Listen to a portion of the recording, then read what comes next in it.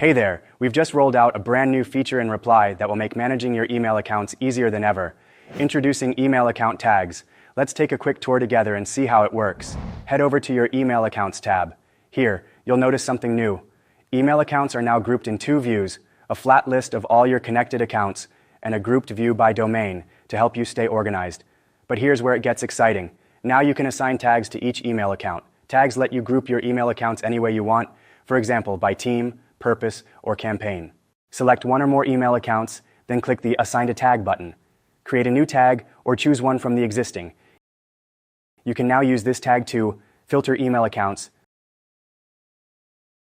assign them to sequences in bulk, reassign or edit with just a few clicks.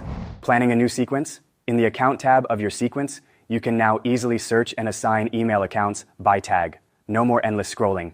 And yes, we didn't forget about reporting. In the Report section, you can now filter by tag to analyze performance metrics for specific groups of email accounts.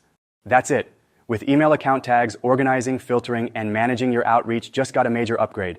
Create your first tag and see how easy it is to stay in control.